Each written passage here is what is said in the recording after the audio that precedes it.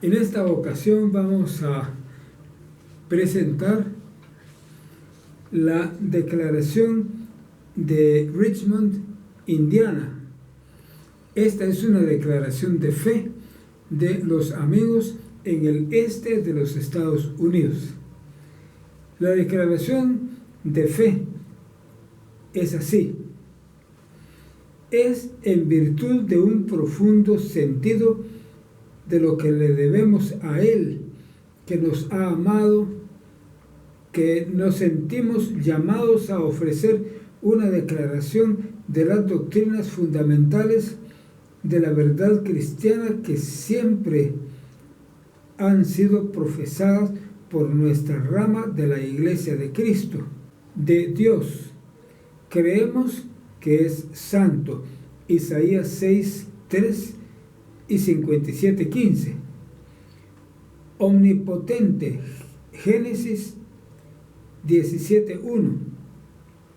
Todo sabio, Romanos 11:33 y 16:27.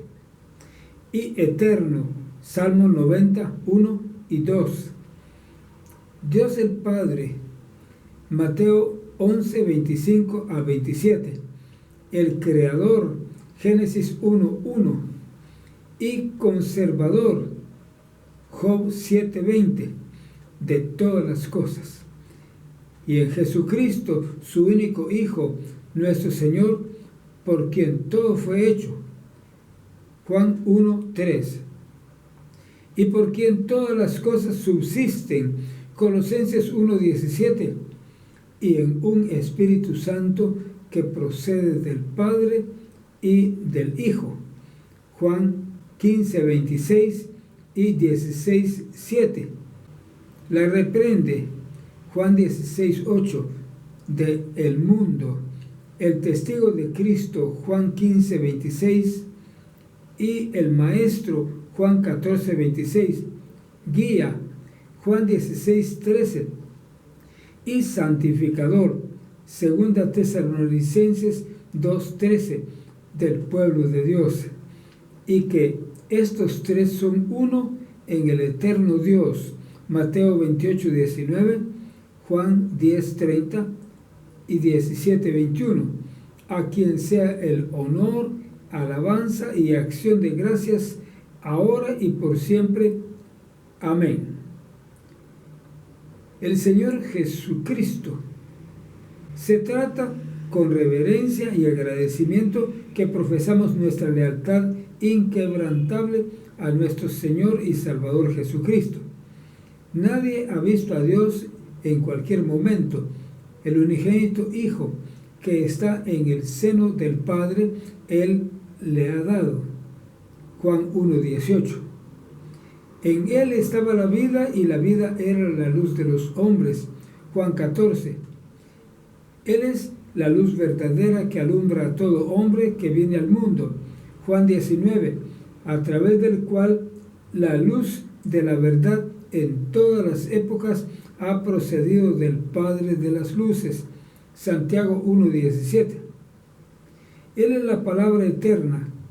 Juan 1:1, que estaba con Dios y era Dios, revelándose a sí mismo en la infinita sabiduría y amor, tanto como creador del hombre, Colosenses 1:13 al 16, y redentor, Colosenses 1:14. Por Él fueron creadas todas las cosas que están en el cielo y que están en la tierra, visibles e invisibles. Carne, Lucas 1:35, Mateo 1:23 a 25. La palabra se hizo, Juan 1:14, y puso su morada entre los hombres, concebido del Espíritu Santo, Mateo 1:20. Nacido de la Virgen María, Él vino a la plenitud, Gálatas 4:4, de la hora señalada, siendo en verdad destinado desde antes de la fundación del mundo, 1 Pedro 1:20, para que se cumpliese Isaías 11:1 a 5, 52 13 a 15. El consejo eterno de la justicia y el amor de Dios para la redención del hombre, Isaías 53. En él había corporalmente toda la plenitud de la deidad, Colosenses 2:9. Aunque él era rico, pero por amor a nosotros se hizo pobre, velando en la forma de siervo, Filipenses 2:7. El resplandor de su gloria, que por medio de él la bondad y el amor de Dios, Tito 3:4, hacia el hombre puede aparecer de una manera por todos los medios adecuados para nuestras necesidades y la capacidad finita. Él pasó haciendo el bien, Hechos 10:38, para nosotros que soportó, Isaías 53:4, Lucas 12:50 y 19:41 y 22:44. Dolor de la tristeza, el hambre, la sed, el cansancio, Juan 4:6. La angustia indecible, Lucas 22:43 y 44. Del cuerpo y del alma, al ser tentado en todo, según nuestra semejanza, pero sin pecado, Hebreos 4:15. Asimismo, humillante que puede ser exaltado. Enfáticamente reconocidos los derechos y los sufrimientos de la humanidad como uno de los medios por los cuales, a través de la obediencia de la fe, hemos de ser disciplinados por el cielo, santificar a nosotros por sí mismo, de realizar y duradera dejándonos el ejemplo perfecto, 1 Pedro 2:21, de toda justicia, Mateo 3:15, en el amor abnegado. Pero no solo en estas relaciones bendijo el Señor Jesús, debe estar siempre precioso a su pueblo. En él se revela como verdadero Dios y hombre perfecto, Efesios 4:13, un redentor a la vez capaz de sufrir y todopoderoso para guardar. Él se hizo obediente, Filipenses 2:8, hasta la muerte, incluso la muerte de la cruz, y es la propiciación por nuestros pecados, y no solamente por los nuestros, sino también por los pecados de todo el mundo, 1 Juan 2:2, en quien tenemos redención por su sangre, Efesios 1:7, el perdón de pecados según las riquezas de su gracia. Es la alegría que confesar que la remisión de los pecados que cualquier participante solo en y por virtud de su sacrificio más satisfactoria y no de otra. Apología de Barclay, proposiciones 5 y 6, parte 5 y página 14. Fue sepultado y resucitó al tercer día, 1 Corintios 15:4, conforme a las Escrituras, convirtiéndose en los primeros frutos, 1 Corintios 15:23, de los que duermen, y que se presentó vivo después de su pasión, con muchas pruebas indubitables, Hechos 1:3, subió a los cielos y ha sentado a la diestra de la majestad en las alturas, para presentarse ahora en la presencia de Dios por nosotros, Hebreos 1:3 y 9:24. Con los apóstoles que vieron su ascensión, descansamos en la seguridad de los mensajeros angélicos. Este mismo Jesús, que ha sido tomado de vosotros al cielo, así vendrá como le habéis visto ir al cielo. Hechos 1:11 y versículo 7. Con el apóstol Juan, que sería el deseo de unirse en las palabras amén, aún así, ven Señor Jesús, Apocalipsis 22:20. Y ahora, mientras tanto, observando y esperando, nos regocijamos de creer que Él es nuestro Rey y Salvador.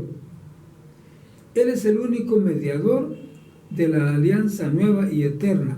1 Timoteo 1:5, Hebreos 9:15, que hace que la paz y la reconciliación entre Dios y el hombre ofendido. Epístola de Jorge Fox al gobernador de Barbados. El gran sumo sacerdote, cuyo sacerdocio es inmutable. Hebreos 4:14 y 7:24.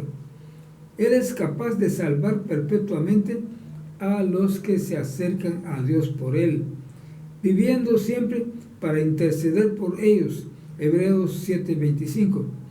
Todo el poder es dado a Él en el cielo y en la tierra. Mateo 28:18. Por Él el mundo ha de ser juzgado en la justicia. Hechos 17:31. Porque el Padre no juzga a nadie, sino que todo el juicio dio al Hijo, para que todos honren al Hijo como honran al Padre. Juan 5:22 y 23. Todos los que están en los sepulcros oirán su voz y saldrán, los que hicieron el bien a la resurrección de la vida, y los que hicieron lo malo a resurrección de condenación. Juan 5:28, 29. Nosotros respetuosamente confesamos y creemos que el honor y la adoración divina se deben a que el Hijo de Dios, y que es en la fe verdadera que se oró, y su nombre que se solicite como los cristianos primitivos hicieron, porque de la unidad de la gloria del Padre y el Hijo, y que no aceptablemente puede ofrecer oraciones y alabanzas a Dios, ni recibir de Él una respuesta amable o una bendición, pero en ya través de su amado Hijo. Declaración de 1693 en la historia de Sewell. Queremos, con acción de gracias humilde, tener un testimonio especial a nuestro dominio perpetuo del Señor y el poder de su iglesia. A través de Él, los redimidos en todas las generaciones han obtenido su luz de perdón y su alegría. Todos son miembros de esta iglesia por cualquier nombre que se puede llamar a los hombres que han sido bautizados por el Espíritu en el cuerpo de uno, que son edificados como piedras vivas sobre Cristo, la fundación eterna, y están unidos en la fe y el amor en esa comunión que es con el Padre y con el Hijo. De esta iglesia del Señor Jesucristo es el solo de la cabeza. Todos sus miembros son verdaderos, hechos uno en Él. Han lavado sus vestiduras y las han blanqueado en su preciosa sangre. Apocalipsis 7:14. Y Él los ha hecho sacerdotes para Dios, su Padre. Apocalipsis 1:6.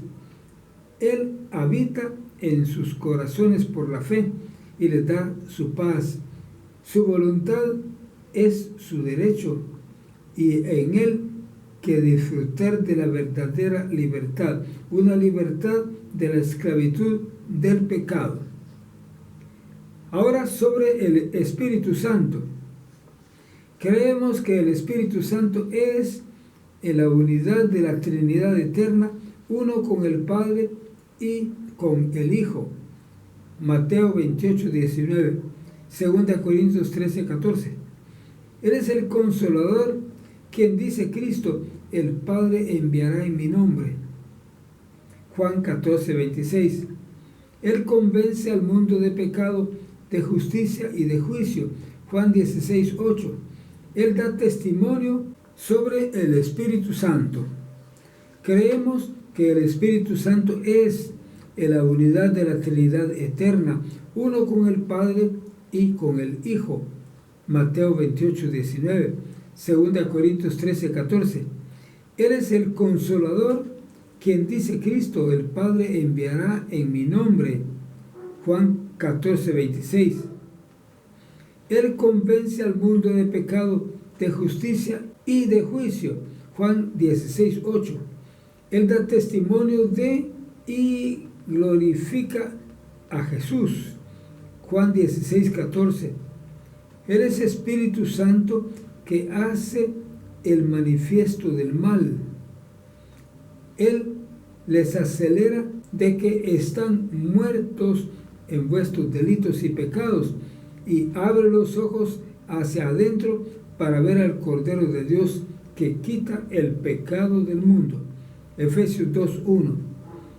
Viene en el nombre y con la autoridad del resucitado y ascendido Salvador. Él es la prenda preciosa de continuo amor y el cuidado de nuestro exaltado Rey. Toma de las cosas de Cristo y les muestra como una posesión, se dio cuenta el alma del creyente. Juan 16:14. Viviendo en el corazón de los creyentes. Juan 14:17. Él abre su entendimiento de que puedan comprender las Escrituras y se convierte con el corazón humilde y entregado, la guía de soporte y santificador. Creemos que la calificación esencial para el servicio del Señor es otorgado a sus hijos a través de la recepción y el bautismo con el Espíritu Santo. Este Espíritu Santo es el sello de la reconciliación para el creyente en Jesús. Efesios 1:13 y 14. El testimonio de su adopción en la familia de los redimidos. Romanos 8:15, 16. Las arras y el anticipo de la plena comunión y la perfecta alegría que se reservan para los que perseveran hasta el fin. Somos dueños de ningún principio de la luz espiritual, la vida o la santidad, por la naturaleza inherente de la mente o el corazón del hombre. Creemos en ningún principio de la luz espiritual, la vida y la santidad, pero la influencia del Espíritu Santo de Dios, concedido a la humanidad en diversas medidas y grados a través de Jesucristo nuestro Señor.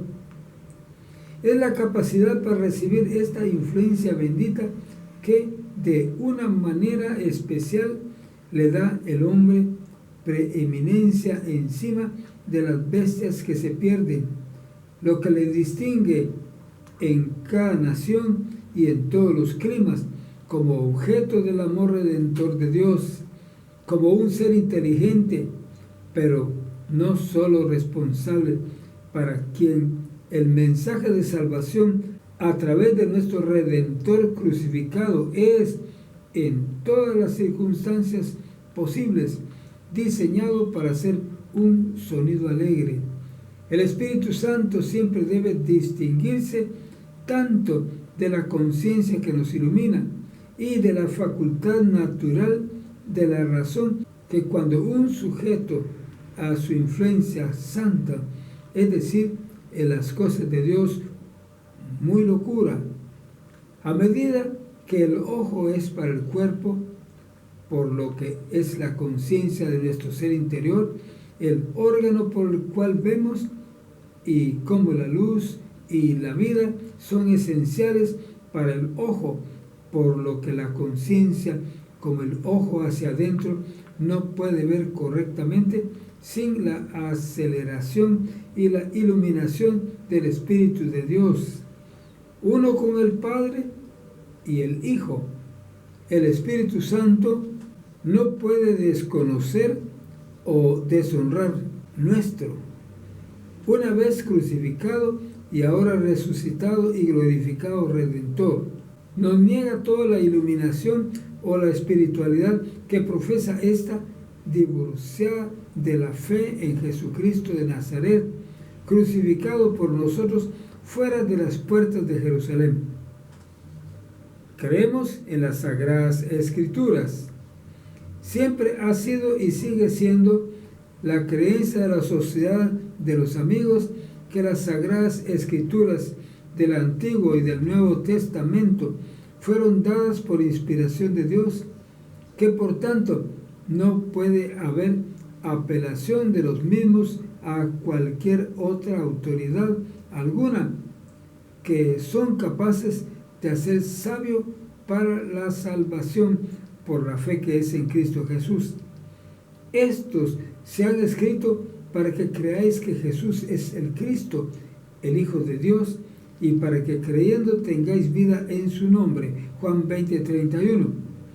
Las Escrituras son el único registro divinamente autorizado de las doctrinas que estamos obligados a aceptar como cristianos y de los principios morales que han de regular nuestras acciones. Nadie puede ser obligado a creer como un artículo de fe, una doctrina que no está contenida en ellos. Y todo lo que uno dice o hace en contra de las Escrituras, aunque bajo profesión de la dirección inmediata del Espíritu Santo, debe ser contado y representado una mera ilusión.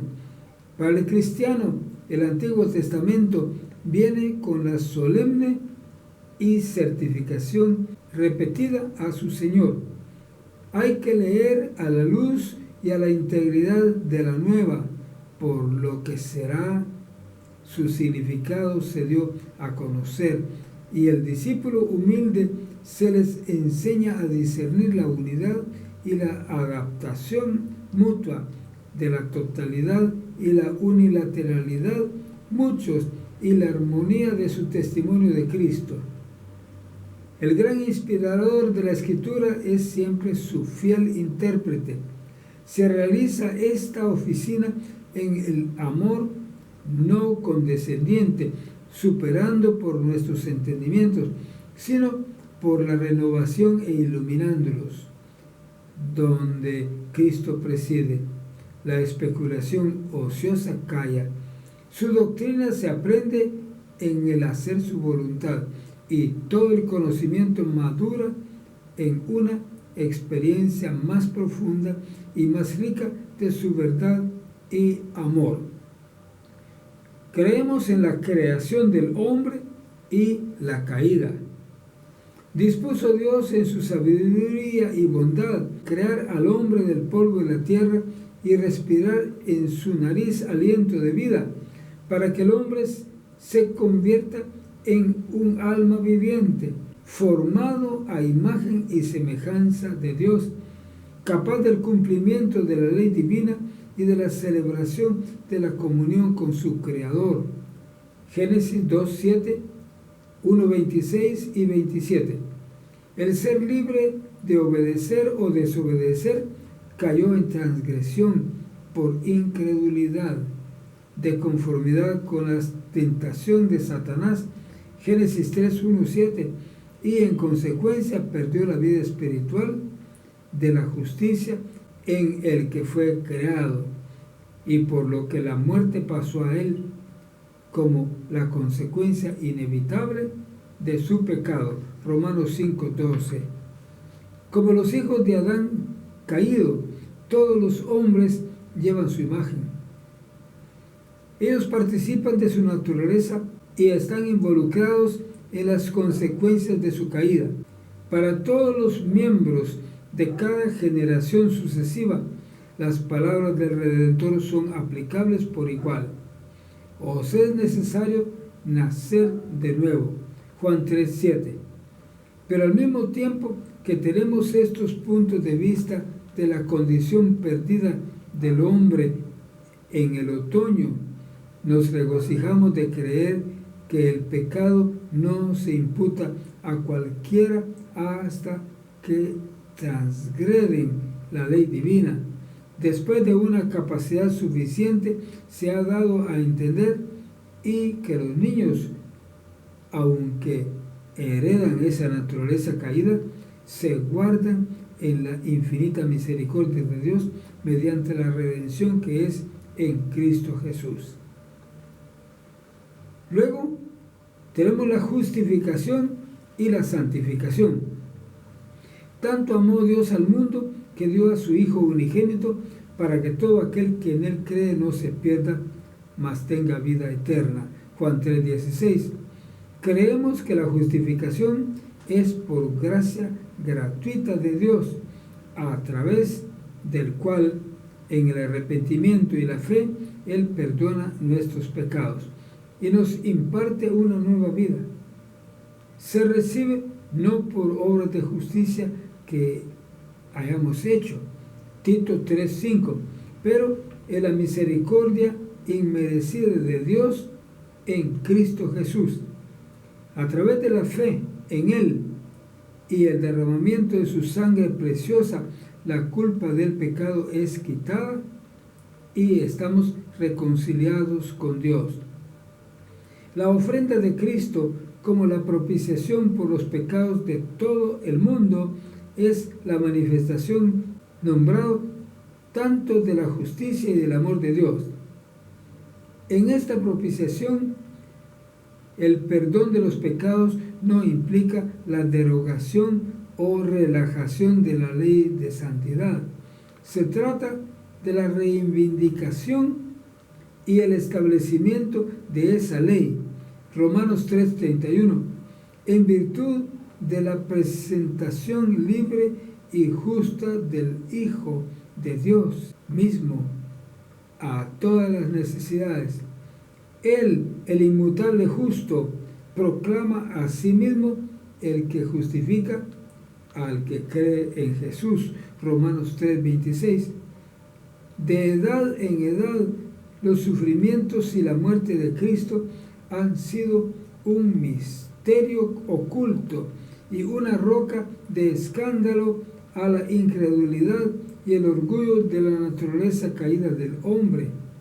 Y sin embargo, el humilde penitente cuyo corazón se rompe bajo el poder de convicción del Espíritu, la vida se revela en la muerte. Como se ve a aquel que fue herido por nuestras rebeliones, Isaías 53:5, y sobre quien el Señor se complace en poner la iniquidad de todos nosotros, Isaías 53:6. El ojo es más y más abierto para ver y su corazón para entender la pecaminosidad del pecado por el cual el Salvador murió, mientras que en el sentido de perdonar a la gracia, Él la alegra de Dios por medio de nuestro Señor Jesucristo, por quien hemos recibido ahora reconciliación. Romanos 5:11. Creemos que en relación con la justificación es la regeneración, que los que vienen a esta experiencia saben que no son suyos. 1 Corintios 6:19, que están reconciliados con Dios por la muerte de su Hijo. Somos salvos por su vida.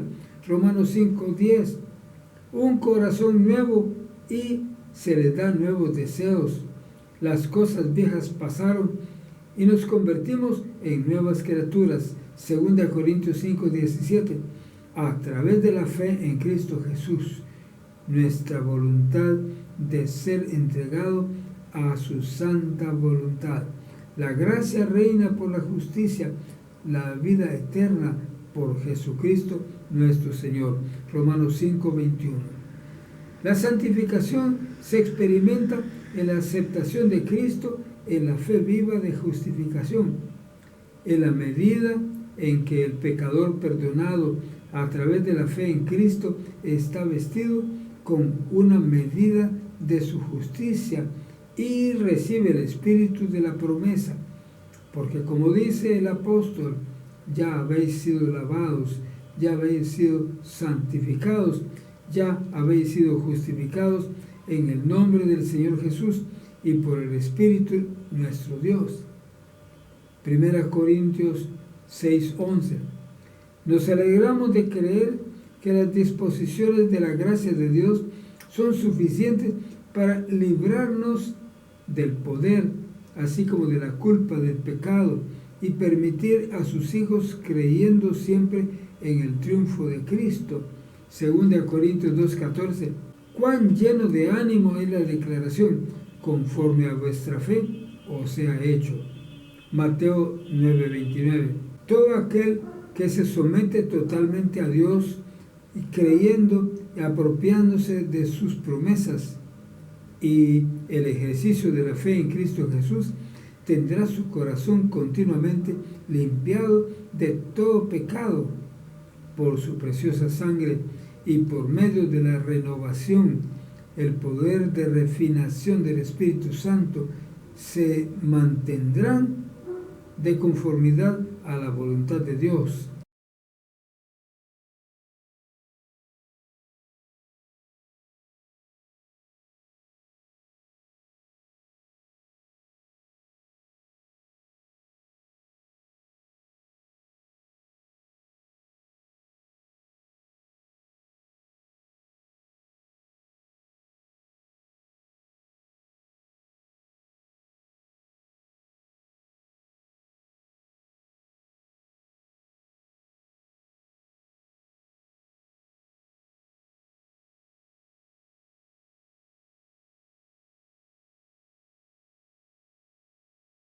Le aman con todo su corazón, mente, alma y fuerza y poder. Decir con el apóstol Pablo, hecha la ley del Espíritu de vida en Cristo Jesús, te liberó de la ley del pecado y la muerte. Romanos 8:2. Así, en su experiencia completa, la santificación es la liberación de la contaminación, la naturaleza y el amor del pecado. Para esto estamos todos llamados, para que podamos servir al Señor sin temor, en santidad y justicia delante de Él todos los días de nuestra vida. Lucas 1:74 y 75. Fue la oración del apóstol para los creyentes. El Dios muy de paz os santifique por completo, y todo vuestro ser, espíritu, alma y cuerpo sea guardado irreprensible para la venida de nuestro Señor Jesucristo. Fiel es el que os llama, que también lo hará. 1 Tesalonicenses 5:23 y 24. Sin embargo, la mayoría de los santos cristianos sigue siendo responsable ante la tentación. Está expuesto a los ataques sutiles de Satanás y solo puede continuar para seguir la santidad como él humildemente descanse en oración y se mantiene en constante dependencia de su Salvador. Caminar en la luz. 1 Juan 1:7. En la obediencia amorosa de la fe. Hablamos ahora del juicio final y la resurrección. Creemos que conforme a las Escrituras habrá una resurrección de los muertos, tanto de los justos y de los injustos, Hechos 24:15, y que Dios ha establecido un día en el cual juzgará al mundo con justicia por Jesucristo, a quien Él ha ordenado. 17:31. Porque como dice el apóstol, todos debemos comparecer ante el tribunal de Cristo para que cada uno reciba las cosas en su cuerpo según lo que ha hecho, sea bueno o malo. 2 Corintios 5:10. Creemos sinceramente no solo una resurrección en Cristo del estado caído y pecaminoso aquí, pero un aumento y ascenso a la gloria con Él en lo sucesivo, para que cuando al fin parece que puede aparecer con Él en gloria, pero que todos los impíos que viven en rebelión contra la luz de la gracia y finalmente mueren impenitentes, saldrán a resurrección de condenación, y que el alma de cada hombre y mujer se reactivará en su propia y distinta y propio ser, y tendrá su propio cuerpo como Dios se complace en darle. Se siembra un cuerpo natural, resucita un cuerpo espiritual. 1 Corintios 15, 44. Que ser el primero que es natural y luego lo espiritual. Y aunque se dice, esto corruptible se vista de incorrupción y esto mortal se vista de inmortalidad, 1 Corintios 15, 53, el cambio deberá ser tal que se acuerde con la declaración: la carne y la sangre no pueden heredar el reino de Dios, ni la corrupción hereda la incorrupción. 1 Corintios 15, 50. Vamos a plantear de toda la corrupción y la corruptibilidad de la mortalidad por todos y ser los hijos de Dios, siendo hijos de la resurrección. Lucas 20, 36. Nuestra ciudadanía está en los cielos, de donde también esperamos al Salvador, el Señor Jesucristo, que transformará nuestro cuerpo de la humillación que puede ser semejante a su cuerpo glorioso, según la operación por la cual puede incluso para someter a todas las cosas a sí mismo. Filipenses 3, 20 y 21. Creemos que el castigo de los impíos y la bienaventuranza de los justos es eterna, de acuerdo con la declaración de nuestro compasivo Redentor, a quien la sentencia se ha comprometido, e irán estos al castigo eterno y los justos a la vida eterna. Mateo 25, 46. Hablamos ahora del bautismo. Nos gustaría expresar nuestra convicción de que nuestro Señor continuó nombrado ningún rito externo o ceremonia de celebración en su iglesia. Aceptamos todos los comandos de nuestro Señor, en lo que creemos que es su contenido real, como absolutamente concluyente. La cuestión de la utilización de las ordenanzas exteriores está con nosotros una pregunta, no como a la autoridad de Cristo, pero en cuanto a su significado real. Nosotros creemos con reverencia, ya que hay un solo Señor, una sola fe, por lo que bajo la dispensación cristiana, pero hay un solo bautismo, Efesios 4, 4 y 5. Incluso el que permite que todos los creyentes sean bautizados en el Espíritu, en el cuerpo de una.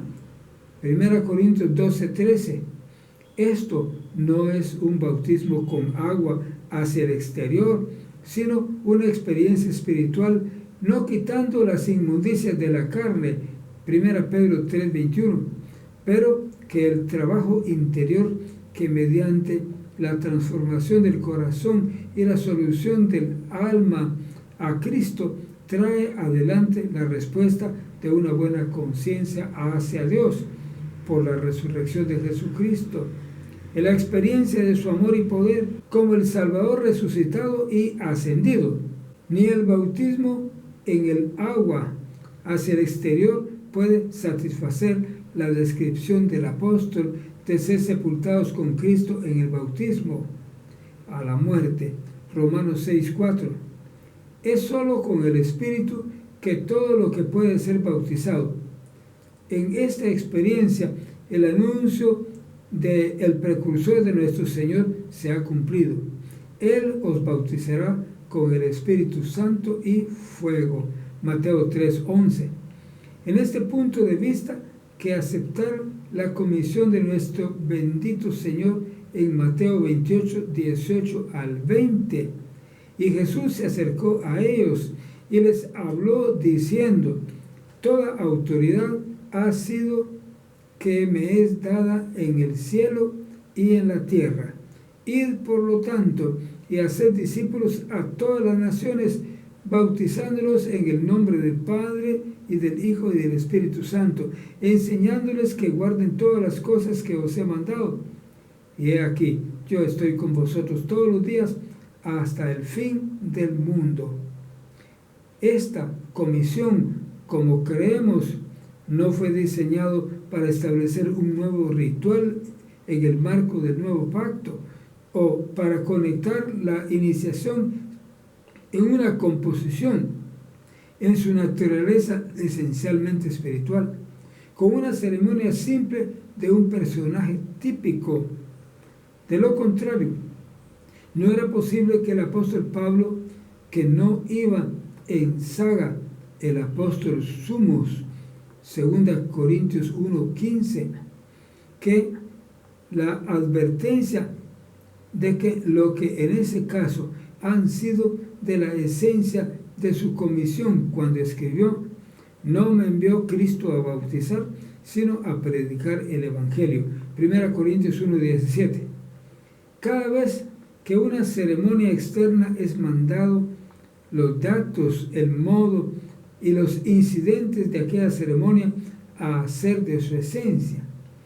Hay una ausencia absoluta de estos datos en el texto que tenemos ante nosotros, lo que confirma nuestra convicción de que la comisión debe ser interpretado en relación con el poder espiritual que el Señor resucitado prometió, que deben asistir el testimonio de los apóstoles y de la iglesia a él, y que después de Pentecostés tan poderosamente acompañaron a su ministerio de la palabra y la oración, que aquellos a los que habían sido enviados eran introducidos en una experiencia en donde tenían un conocimiento salvador de y vivir en comunión con el Padre y el Hijo y el Espíritu Santo. Hablamos ahora de la Cena del Señor, íntimamente relacionada con la convicción ya expresada en la opinión de que hayamos mantenido en cuanto a la verdadera Cena del Señor. Somos muy conscientes de que nuestro Señor se complace en hacer uso de una variedad de expresiones simbólicas, sino que a menudo se reprendió con suavidad a sus discípulos para aceptar literalmente lo que había pensado solo en su significado espiritual. Su enseñanza, como en sus parábolas o en el comando para lavar los pies los unos, a menudo en símbolos, y siempre debe ser recibida en la luz de su enfática declaración propia. Las palabras que yo os he hablado son espíritu y son vida. Juan 6:63. El antiguo pacto estaba lleno de símbolos de culto.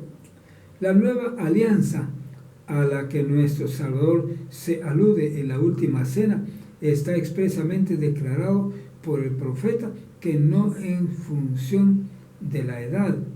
Jeremías 31:32, Hebreos 8:9.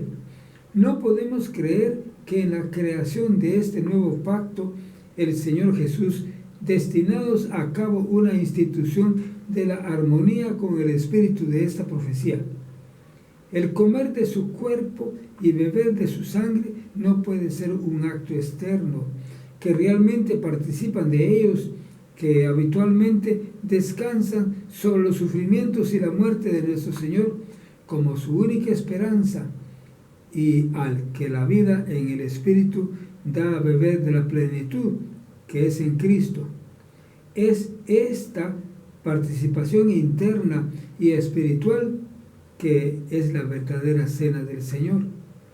La presencia de Cristo con su iglesia no está diseñada para ser el símbolo o representación, sino en la comunicación real de su propio espíritu. Y yo rogaré al Padre y os dará otro consolador para que esté con vosotros para siempre. Juan 14:16. Convencer del pecado, testimonio de Jesús, tomando de las cosas de Cristo. Este bendito consolador comunica al creyente ya a la iglesia en una manifestación de gracia, respetuosos de la presencia real del Señor, como el gran recordador por quien la promesa se cumple. Él no necesita la intervención ritual o sacerdotal para llevar ante la experiencia de la celebración y la comunión verdadera. He aquí, dice el Redentor resucitado, yo estoy a la puerta y llamo. Si alguno oye mi voz y abre la puerta, entraré a él y cenaré con él y él conmigo. Apocalipsis 3:20. De manera especial, cuando se reunieron para la adoración congregacional, son creyentes invitados a la fiesta de la paz del Salvador y en un acto único de fe y amor, sin restricciones por cualquier rito externo o ceremonial, para participar juntos del cuerpo que se rompió y de la sangre que fue derramada por ellos sin las puertas de Jerusalén. En este culto, que están habituados para entender las palabras del apóstol como expresiva de una dulce y la mayoría de la experiencia real, la copa de bendición que bendecimos no es la comunión de la sangre de Cristo. El pan que partimos no es la comunión del cuerpo de Cristo, porque siendo muchos somos un pan y un solo cuerpo, porque todos participamos de aquel mismo pan. 1 Corintios 10, 16 al 17. Hablamos ahora del culto público. La adoración es la respuesta de adoración del corazón y la mente a la influencia del Espíritu de Dios. Se encuentra ni en forma ni en la falta del uso oficial de las formas. Puede ser sin palabras, así como con ellos, pero debe ser en espíritu y en verdad. Juan 4:24. Reconocemos el valor del silencio, no como un fin, sino como un medio para la consecución del fin. Un silencio no de indiferencia o de meditar vacante, pero la expectativa santa ante el Señor, habiéndose convertido en sus hijos adoptivos por medio de la fe en el Señor Jesucristo. Es nuestro privilegio de reunirse y unirse en la adoración de Dios Todopoderoso, para esperar en Él, para la renovación de nuestra fuerza, para una comunión con el otro, para la edificación de los creyentes en el ejercicio de los dones espirituales diversos y para la declaración de las buenas nuevas de salvación a los inconversos que pueden reunirse con nosotros. Esta adoración no depende de los números. Cuando 2 o 3 se reúnen en el nombre de Cristo, no es una iglesia, y Cristo, la cabeza viviente, en medio de ellos, a través de su mediación, sin necesidad de ningún instrumento inferior, es el Padre que se acercó y se postró con reverencia. El Señor Jesús siempre ha cumplido y terminado el culto típico y sacrificios bajo la ley, por la ofrenda de sí mismo en la cruz por nosotros, una vez por todas. Se ha abierto la puerta de acceso al santuario interior y amablemente proporcionada ofrendas espirituales para el servicio de su templo, adaptadas a las condiciones diversas de todos los que adoran en espíritu y en verdad. El roto y corazón contrito, la confesión de la propia alma delante de Dios, la oración de los afligidos cuando se siente abrumado, la lucha libre a ras del espíritu, la efusión de gracias humildes, la canción espiritual y la melodía del corazón, Efesios 5:19, el simple ejercicio de la fe, el servicio de autonegación del amor. Estos son algunos de los sacrificios que el misericordioso y fiel sumo sacerdote tiene el placer de preparar por su espíritu en los corazones de los que le reciben, y que presente con la aceptación de Dios. En las operaciones inmediatas del Espíritu Santo, Él, como el jefe de la iglesia, solo selecciona y califica a los que han de presentar sus mensajes o participar en cualquier otro servicio para Él. Y, por lo tanto, no podemos cometer ningún acuerdo formal o cualquiera de nuestras reuniones regulares para el culto. Somos muy conscientes de que el Señor ha proporcionado una diversidad de dones, 1 Corintios 12, 4-6, para las necesidades tanto de la iglesia y del mundo. Y deseamos que la iglesia se pueda sentir su responsabilidad bajo el gobierno de su gran jefe, en hacer su parte para fomentar estos dones y en hacer los arreglos para su correcto ejercicio. No es para la exaltación individual, sino para beneficio mutuo, que los dones son otorgados. 1 Corintios 12, 7. Y todas las iglesias de vida, respetuosas con el gobierno de Cristo, es humilde y por suerte para recibir y hacer ejercicio en sujeción a su jefe santo. La iglesia que apaga el espíritu y la vida para sí solo debe morir.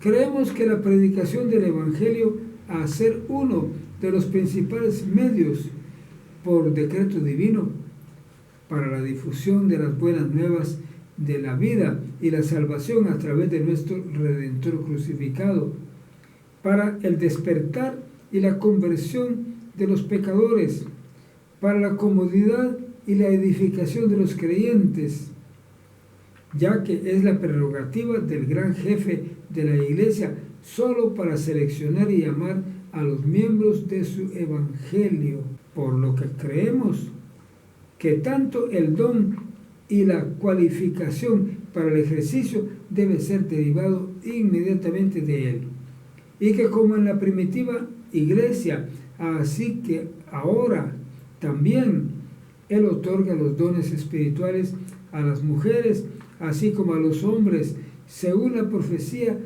recitada por el apóstol Pedro.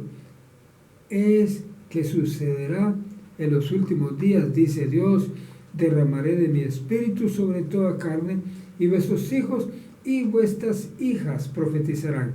Hechos 2:17. Respetando lo que el apóstol declara, la promesa es para ustedes y para vuestros hijos, ya todos los que están lejos, para cuantos el Señor nuestro Dios llamare. Hechos 2:39. A medida que el don es recibido gratuitamente, lo que es de libre ejercicio, Mateo 10:8, en la simple obediencia a la voluntad de Dios. Los dones espirituales, preciosos como son, no deben confundirse con la gracia que añaden a nuestra responsabilidad, pero no plantean el ministro sobre sus hermanos o hermanas, que debe ejercerse en continua dependencia en el Señor, y bendito es el ministerio en el que el hombre es humillado y exaltó a Cristo y su gracia. El que es mayor entre vosotros, dijo nuestro Señor y Maestro, le permitió ser el más joven, y el que dirige como el que sirve. Yo estoy entre vosotros como el que sirve. Lucas 22, 26 y 27. Mientras que la iglesia no puede conferir dones espirituales, es su deber de reconocer y fomentar y promover su eficiencia por todos los medios a su alcance. Y mientras, por un lado, el Evangelio no debe ser predicado por su dinero, Hechos 8, 20 y 20, 33 al 35, por el otro, es deber de la Iglesia a todas las disposiciones que nunca se le podrá impedir por falta de ella. La Iglesia, si es fiel a su lealtad, no podemos olvidar su participación en el comando, ir por todo el mundo y predicar el Evangelio a toda criatura. Marcos 16, 15. Sabiendo que es el Espíritu de Dios que solo puede preparar y calificar los instrumentos que cumplen con este comando. El verdadero discípulo se encuentra todavía sentado a los pies de Jesús.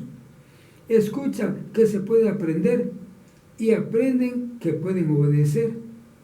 Con humildad se pone a su disposición del Señor y cuando escucha la llamada, ¿a quién enviaré y quién irá por nosotros?, está preparado para responder en reverencia y amor infantil: aquí estoy, envíame a mí. Isaías 6, 8.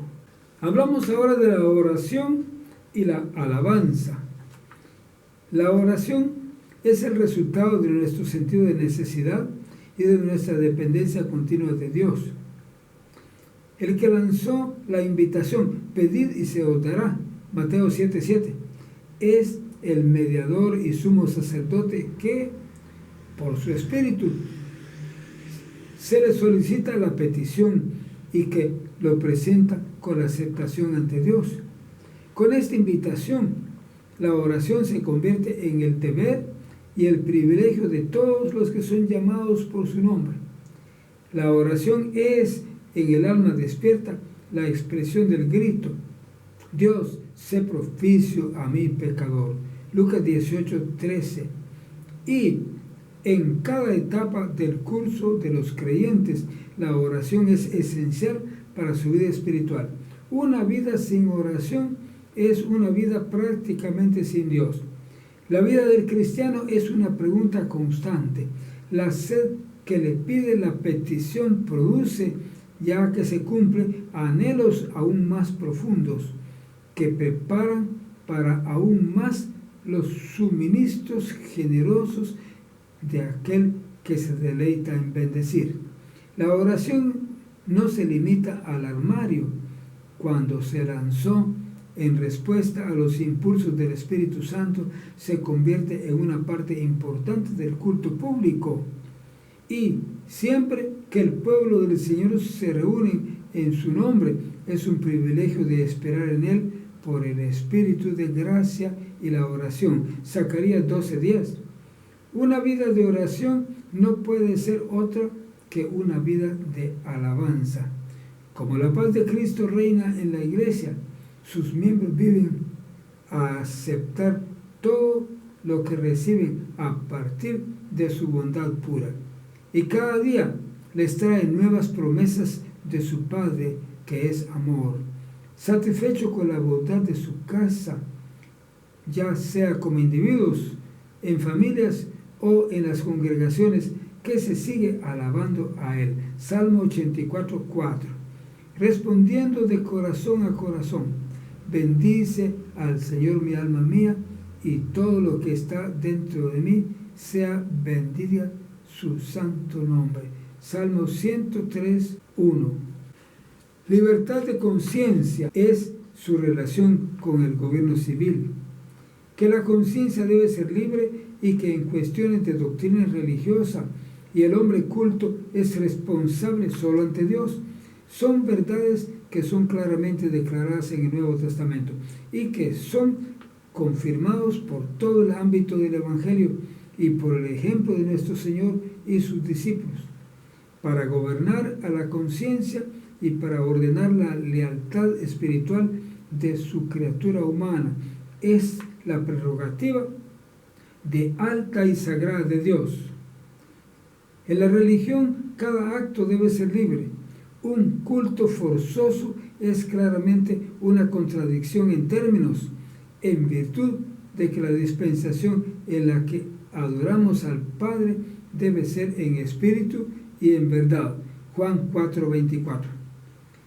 Que hemos sostenido que es deber de los cristianos a obedecer los decretos del gobierno civil, salvo los que interfieren con nuestra lealtad a Dios. Debemos mucho a sus bendiciones. A través de ella nos gusta la libertad y la protección en relación con la ley y el orden. El gobierno civil es una ordenanza divina, Romanos 13:1, 1 Pedro 2:13-16, creado para promover el mayor bienestar del hombre y por lo tanto los magistrados deben ser considerados como ministros de Dios, que debe ser un terror para los malhechores y alabanza a los que hacen bien. Por lo tanto, está con nosotros un asunto de conciencia para hacer que el respeto y la obediencia en el ejercicio de sus funciones propias. Del matrimonio. El matrimonio es una institución amablemente ordenada por el Creador mismo, por la ayuda a la continuidad de la familia humana. No es un mero contrato civil y nunca debe ser entrado en sin una referencia de la sanción y la bendición de aquel que lo ordenó. Es un compromiso solemne para el término de la vida, Mateo 19:5 y 6, diseñado para la asistencia mutua y la comodidad de ambos sexos, que puede ser el uso al otro en cosas temporales y espirituales. Para ello debe implicar la concurrencia en lo espiritual, así como asuntos temporales, y se debe ingresar en forma discreta, sobria y en el temor del Señor. Hemos presentado la Confesión de Richmond, que es la doctrina de las iglesias evangélicas amigos de la Junta Anual Amigos de Richmond, Indiana, Estados Unidos de América del Norte. Esperamos que le hayan gustado.